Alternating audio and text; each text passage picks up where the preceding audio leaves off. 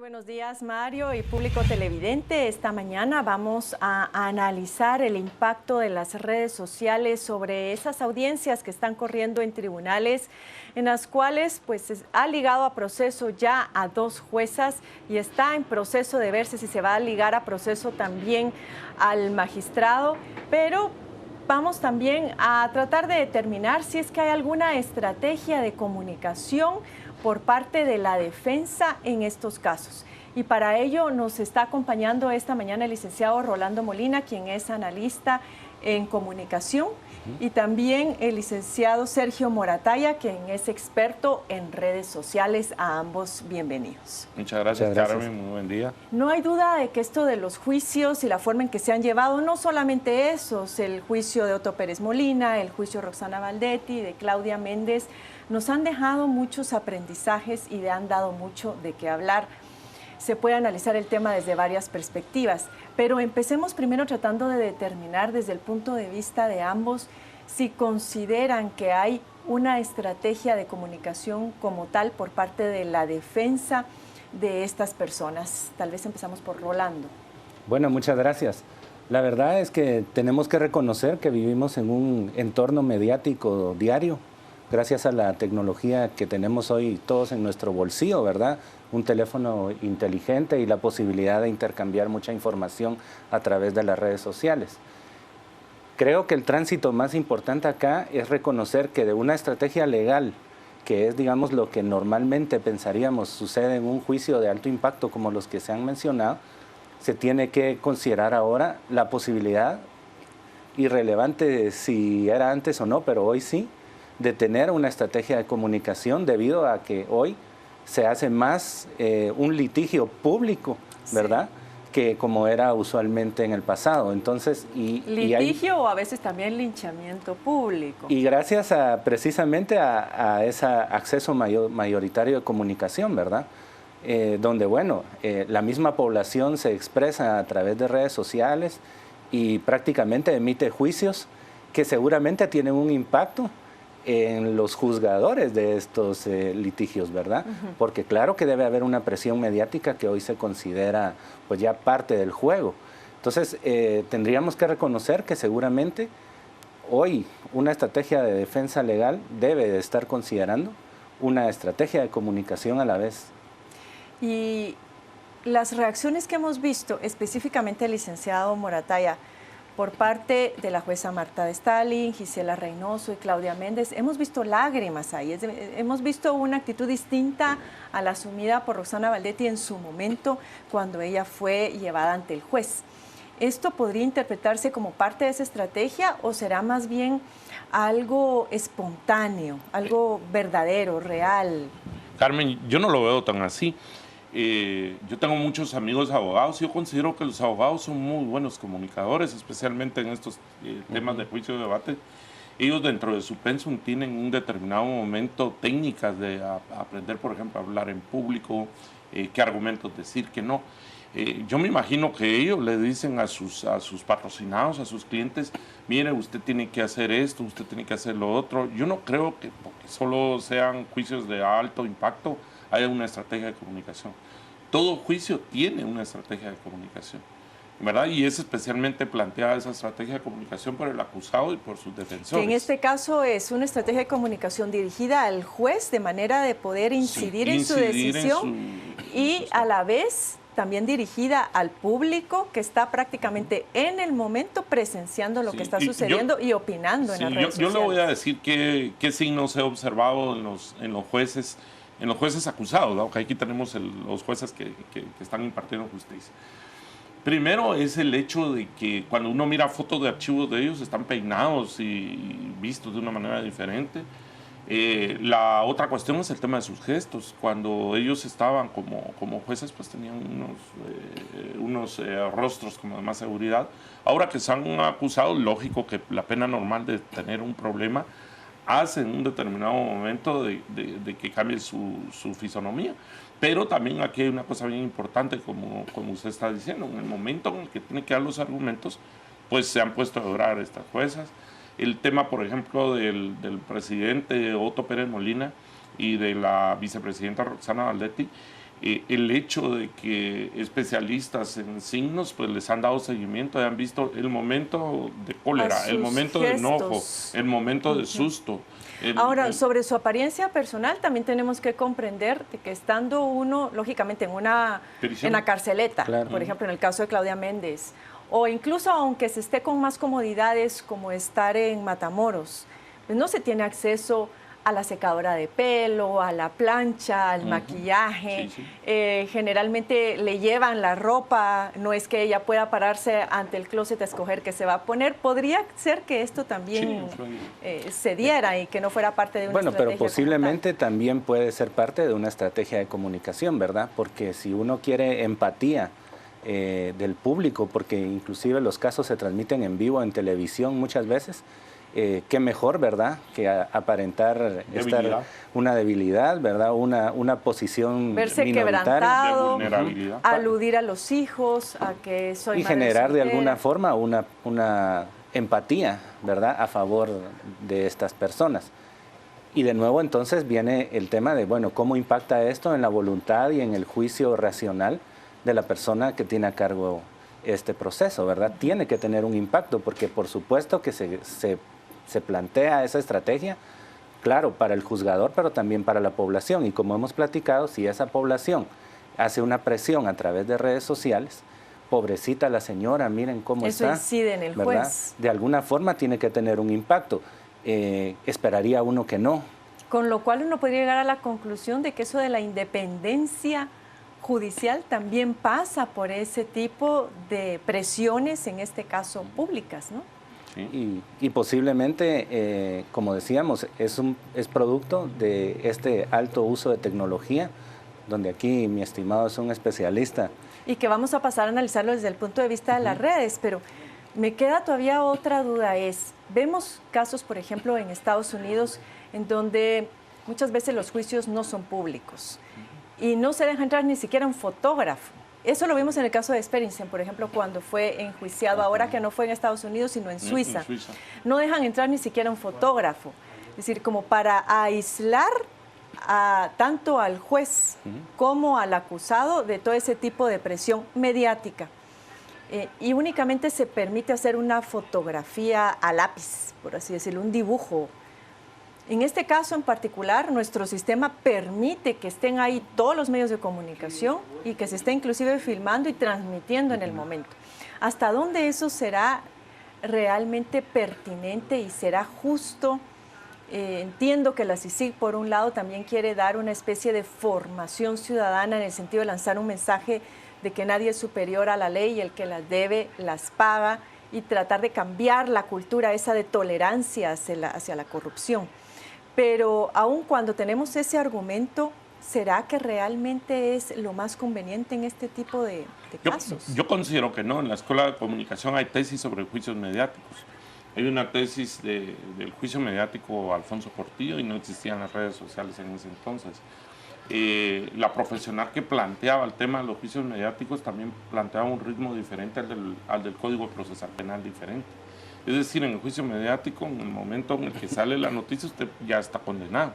Y la condena en el Código Procesal Penal tiene ciertas etapas que se tienen que ir cumpliendo. Estamos en estos juicios en la etapa inicial. No hemos llevado a la intermedia ni al debate público.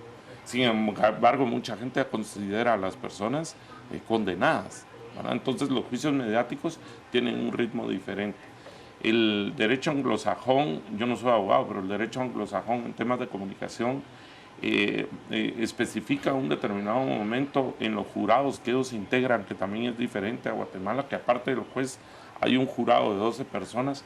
Yo leía en estos temas de que aíslan, escogen al jurado, que son personas de la comunidad, y los aíslan durante cierto tiempo, y dentro de la parte del aislamiento es para que no miren noticias, de tal forma de que incidan su opinión en su juicio, no sea que únicamente sesgada, se atengan a las pruebas presentadas durante el juicio. Y entonces yo creo que Guatemala va como sociedad hacia el cambio de su legislación, y creo que el Código Procesal Penal, que en su momento va a tener que ser reformado o actualizado, va a tener que incluir este tema mediático, Yo estoy de acuerdo con usted de que se tendría en un determinado momento que buscar, por ejemplo, mecanismos como para que no se transmitan en vivo los juicios, que no se permitan ciertas cosas, porque las redes sociales vienen a desvirtuar un poquito los juicios, como en el caso del abogado que acompaña a la licenciada Stanley. ¿Por qué? Porque queda un segundo plano el juicio en las redes sociales por los memes del abogado. Así es. ¿Ya? Entonces la gente viene y hace a un lado el tema serio que se está tratando de fondo del sistema de justicia. Y entonces se importa más el tema que el abogado defensor se quedó dormido.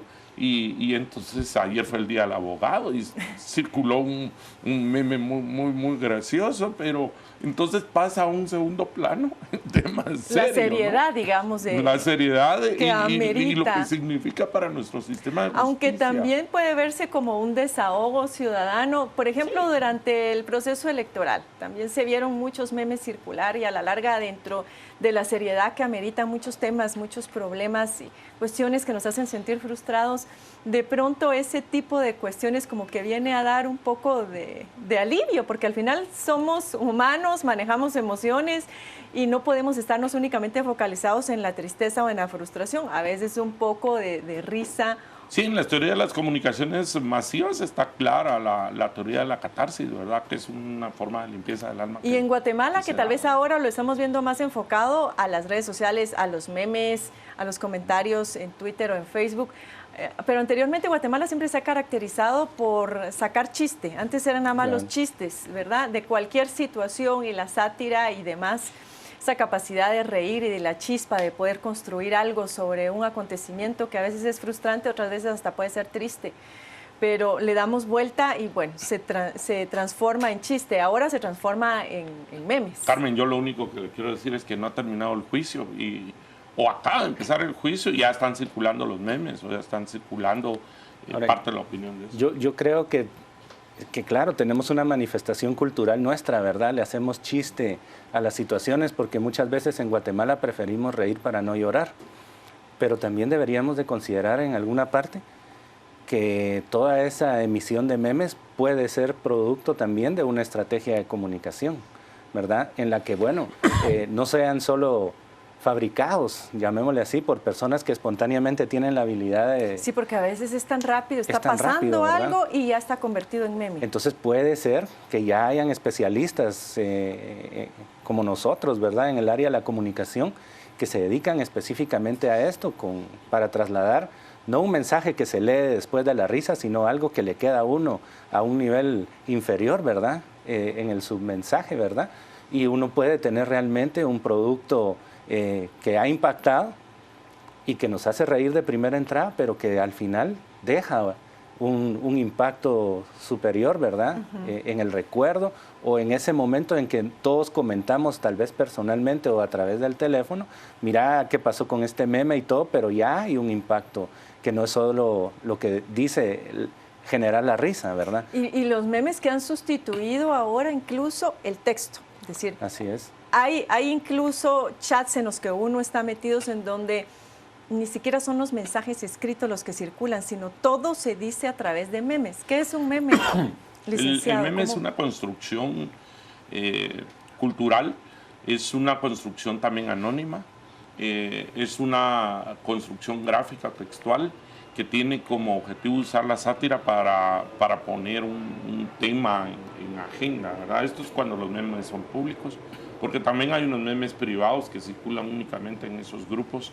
La tecnología ha dado aplicaciones que se bajan en teléfonos o en las máquinas, donde son programas específicamente para construir memes. Uno no necesita ser un gran diseñador para hacer un meme. Entonces la palabra meme viene de Mémesis, no de Manuel. Algunos creen que meme es de Manuel, pero no. Es de Mémesis, es una palabra de origen griego y se refiere a esa memoria inmediata. Los memes tienen esas cualidades de poder ir implementando o implantando temas en la agenda de las redes sociales. Aquí hay una cosa bien interesante, es el tema de que las redes sociales ahora pueden poner temas que interesan a grandes públicos. Yo le doy un seguimiento, por ejemplo, a la segunda vuelta de las redes sociales y a mí me impresiona la cantidad de usuarios que tienen los candidatos, pero también un poco la cantidad de reproducciones que hay en los videos propios. Eso hace en un determinado momento que una persona, si sabe usar bien las redes sociales, pues puede poner su tema. Y entonces esa construcción de los memes, pues lo que viene a hacer es a tener la parte amable de la agenda. Y que tan importante se ha vuelto tanto esto de los memes como los famosos hashtags, que inclusive hoy por hoy están siendo estudiados casi como los estudios etnográficos. Es decir, se sigue el hashtag, se trata de ver qué es lo que está opinando las personas en determinado tema, y el observador, el estudioso, lo que hace es analizar cuáles son los posicionamientos, trata incluso de participar con la intención muchas veces de cambiar la opinión de lo que ahí se está diciendo. Eso ha sido un fenómeno sumamente interesante, porque el hashtag también nos puede ayudar a incidir en la opinión pública, como a poner temas sobre el tapete de las discusiones que interesan a la comunidad. Indiscutiblemente, ¿verdad? Hoy tenemos esa facilidad de comunicación que se está manejando estratégicamente y dependiendo de las agendas, como decía el maestro, ¿verdad?, que impulsen cada uno de los sectores. Yo sí estoy convencido de que hay un impacto verdadero de las redes sociales en el tema que estamos tratando, y tenemos que pues aprender a manejarlo, a incursionar en él, y también a hacer un análisis crítico hasta dónde todo lo que nos están mandando, en todo lo que estamos leyendo, es verdad o no. Hay intencionalidades reales o no. Y análisis crítico también desde el punto de vista del ciberbullying, porque también se puede hacer muchísimo daño a las personas. Hemos visto, por ejemplo, a las familias de estas personas que están siendo acusadas, ser acosados también en estos medios electrónicos y defenestrados de una manera que incluso se podría considerar no correcta o no del todo ética. Para apoyar lo que decía el maestro, es el tema de las discusiones. La licenciada Giselle Reynoso ayer dio unas declaraciones con el tema de CICIG y MP. Entonces yo empiezo a ver en las redes sociales cómo la gente empieza a desacreditarla, a decir, a no respetar dentro de todo el tema de lo de la libre opinión del pensamiento. Todo esto lo que hace es enturbiar un poco el juicio, y a nivel mediático me estoy refiriendo, no al tema legal, enturbiar un poco la situación, el tema, por ejemplo, de los memes y las risas, el tema del lado sarcástico, el tema de la agenda de los medios que lo están tratando seriamente. Entonces, cuando ya se mete en un ciudadano común, la agenda de los medios que lo está llevando de una manera seria y formal, el tema de lo que está viendo en vivo, más el tema de los memes, se mete en esa licuadora. Entonces llega a un determinado momento a crearse un estado, me imagino, la gente que no sabe en realidad si el juicio es en serio o es en broma, ¿verdad? Si las declaraciones al final fueron aceptadas por los grandes públicos o no, cómo se tomó.